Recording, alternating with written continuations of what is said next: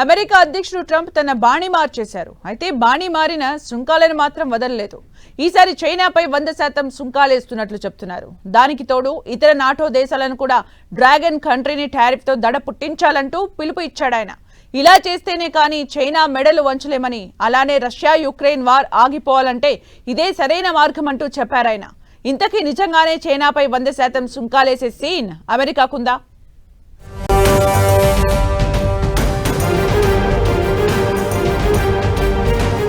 చైనాపై 100% tariff. Dragon కోరలు పీకాలంటే ట్యాక్స్తోనే సాధ్యం.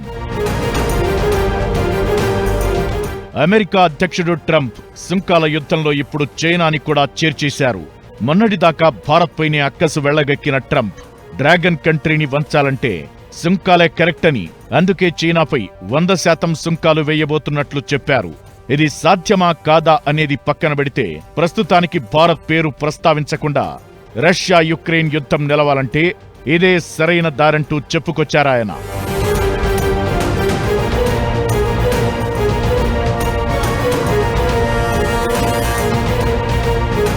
మరోవైపు నాటో దేశాలన్నీ కూడా రష్యా నుంచి చమురు కొనుగోలు నిలిపేయాలని కోరారు. కొన్ని నాటో దేశాలు ఇప్పటికీ రష్యా నుంచి చమురు కొనుగోలు చేస్తుండడం దిగ్భ్రాంతికి గురిచేస్తోందని ట్రంప్ తన సోషల్ మీడియా పోస్టులో చెప్పుకొచ్చారు.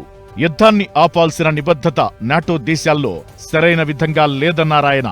అయితే ఇంతకీ ఆయనకి ఉన్న నిబద్ధత గురించి మాత్రం ఎవ్వరూ అడగొద్దంటారు.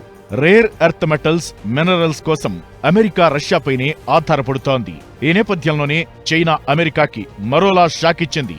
వాషింగ్టన్ 2 అంశాల్లో తప్పుడు విధానాలు అవలంబిస్తోందంటూ బీజింగ్ 2 దర్యాప్తులు మొదలుపెట్టింది.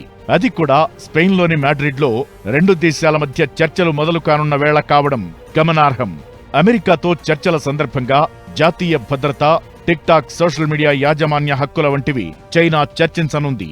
అమెరికా సెమీ కండక్టర్ల విషయంలో వివక్ష చూపుతోందని, చైనా ఐసీ చిప్స్ ని కావాలనే నిషేధిత జాబితాలో పెట్టిందంటూ చైనా ఆరోపిస్తోంది.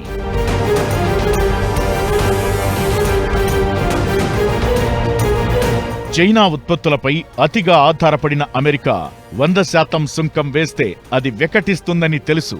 అయినా ఇలా ప్రకటించడం వెనుక బెదిరింపే తప్ప నిజంగా 100% టారిఫ్ అమలు చేయదంటారు. కానీ పట్టువిడుపులేని ట్రంప్ కొన్నాళ్లైనా డ్రాగన్ ఉత్పత్తులపై సుంకం అమలు చేయవచ్చు, లేదంటే కొన్ని రోజుల్లోనే దాని నుంచి వెనక్కి తగ్గొచ్చు. కానీ మొదటిసారిగా రష్యన్ క్రూడాయిల్ కొనుగోలు చేసే దేశాల్లో భారత్ ప్రస్తావన లేకుండా ఆంక్షల గురించి మాట్లాడమే ఇప్పుడు చర్చనీయాంశంగా మారింది.